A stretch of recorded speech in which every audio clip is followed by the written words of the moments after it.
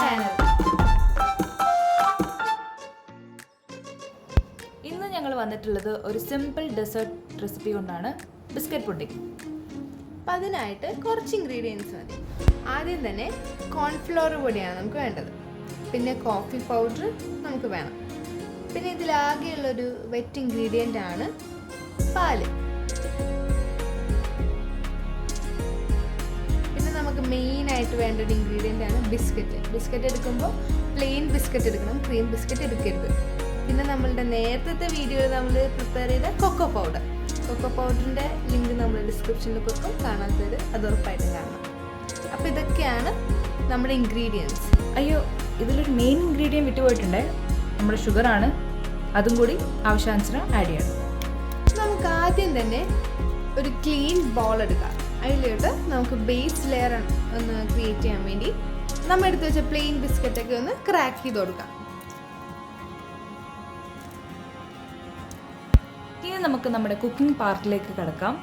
അതിനായി നമുക്കൊരു പാൻ അടുപ്പത്ത് വെക്കാം. ഇനി നമ്മൾ പാലാണ് ഒഴിച്ചു കൊടുക്കുന്നത്. ഇവിടെ നമ്മൾ 1 പാക്കറ്റ് പാലാണ് ഉപയോഗിക്കുന്നത്. നമുക്ക് നമ്മുടെ ആവശ്യാനുസരണം അത് ഇൻക്ലൂഡ് ചെയ്യാം. അതനുസരിച്ച് ഇൻഗ്രീഡിയൻസ് ആഡ് ചെയ്ത് കൊടുത്താൽ മതി. ഒരു ചെറിയ ചൂടാകുമ്പോഴത്തേക്ക് നമുക്ക് ഫസ്റ്റ് ഇൻഗ്രീഡിയൻ്റ് ആയിട്ട് നമുക്ക് കൊക്കോ പൗഡർ ഇട്ട് കൊടുക്കാം. ഇതിനങ്ങനെ പ്രത്യേകിച്ച് അളവൊന്നുമില്ല. ചിലർക്ക് ഭയങ്കര ഡാർക്ക് ചോക്ലേറ്റ് ഒക്കെ ഇഷ്ടമുള്ളവരൊക്കെ ഉണ്ടാവില്ല. അപ്പം നിങ്ങൾക്ക് നിങ്ങളുടേതായ ടേസ്റ്റിനനുസരിച്ച് കൊക്കോ പൗഡർ ഇടാം. പിന്നെ അതേപോലെ തന്നെയാണ് കോഫി പൗഡറും ടേസ്റ്റിനനുസരിച്ച് ഇട്ട് കൊടുക്കാം. ഇനിയാണ് നമ്മുടെ തിക്കനിങ് ഏജൻ്റ് ആയിട്ടുള്ള കോൺഫ്ലവർ പൊടി ഇട്ട് കൊടുക്കുന്നത്. കോൺഫ്ലവർ പൊടി ഇടുമ്പോൾ ഇപ്പം ഞങ്ങൾ ഇട്ടിരിക്കുന്നത് 3 സ്പൂൺ കോൺഫ്ലവർ പൊടിയാണ്. പിന്നെ നമുക്ക് പഞ്ചസാര ഇടണം. പഞ്ചസാര മറക്കാതെ ഇടണം. ഷുഗർ ഇഷ്ടമുള്ളവർ മസ്റ്റായിട്ട് ഇടണം. ഇനി ഇതെല്ലാം നമ്മൾ നല്ലപോലെ ഇളക്കി കൊടുക്കണം. മെയിൻലി ഇതിൽ ലംസ് വരും, പിന്നെ അതുപോലെ അടിയിൽ പിടിക്കാനും സാധ്യതയുണ്ട്. അതുകൊണ്ട് നല്ലപോലെ ഇളക്കി കൊടുക്കേണ്ടതാണ്. കുറച്ച് ഇളക്കി കഴിയുമ്പോൾ തന്നെ നമുക്ക് തിക്കനിങ് ഏജൻറ്റുള്ളത് കൊണ്ട് തന്നെ ചെറുതായിട്ട് കുറുകി വരും. കുറുകി വരുമ്പോൾ പിന്നെ കൈ എടുക്കാതെ തന്നെ ഇളക്കിക്കൊണ്ടിരിക്കേണ്ടതാണ്. കട്ടയെല്ലാം ഉടച്ച് അടിയിൽ പിടിക്കാതെ വേണം എപ്പോഴും ഇളക്കാൻ. ഇനി നമ്മൾ ഉണ്ടാക്കിയ ചോക്ലേറ്റ് മിക്സ് നമ്മൾ നേരത്തെ റെഡിയായിട്ട് വെച്ചിട്ടുള്ള ബിസ്ക്കറ്റ് ബേസിലോട്ട് ചെറു ചൂടോടെ തന്നെ നമുക്ക് ഒഴിച്ചു കൊടുക്കാം.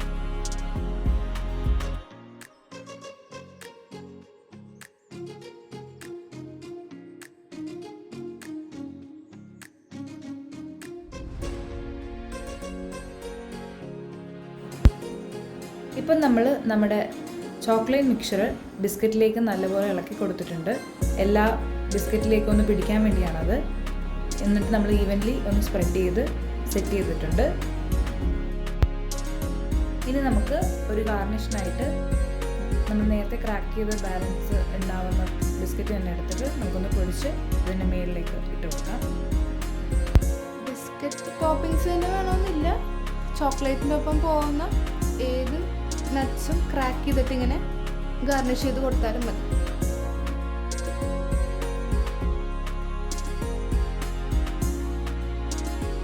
അപ്പം നമ്മുടെ ബിസ്ക്കറ്റ് പുഡിങ് റെഡി ആയിട്ടുണ്ട്. ഇനി നമ്മളിതൊരു 4 hours എങ്കിലും ഫ്രിഡ്ജിൽ വെക്കണം. ഇനി നമുക്ക് മൂടിയിട്ട് ഇത് ഫ്രിഡ്ജിൽ വെക്കാം. ഇതാണ് ഞങ്ങൾ ഒരു 4 hours എങ്കിലും വെച്ചിട്ടെടുത്ത ബിസ്ക്കറ്റ് പുഡിങ്. ഇത് നമുക്ക് പല രീതിയിൽ പ്രസൻറ്റ് ചെയ്യാം. ചിലവരിത് അൺമോൾഡ് ചെയ്തിട്ട് കൊക്കോ പൗഡർ ഇങ്ങനെ ടോപ്പിൽ ഇങ്ങനെ ടെസ്റ്റ് ചെയ്തിട്ട് പ്രസൻറ്റ് ചെയ്യും. അല്ലെങ്കിൽ പൊടിച്ച പഞ്ചസാര പൊടിച്ചതും ടെസ്റ്റ് ചെയ്തിട്ട് നമുക്ക് സെർവ് ചെയ്യാം. ഇപ്പം നമ്മൾ ബൗളിൽ വെച്ച് തന്നെ കട്ട് ചെയ്തെടുക്കുകയാണ്.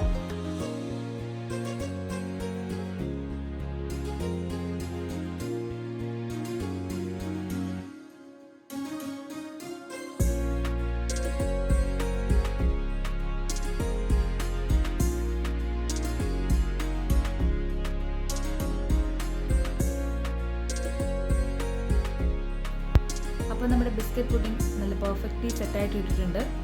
നമുക്ക് ലെയേഴ്സ് എല്ലാം കാണാം.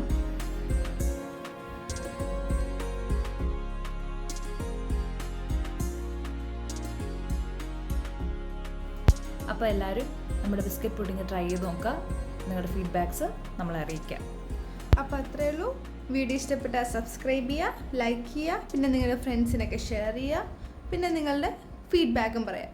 അപ്പോൾ with that we are signing off. Adios!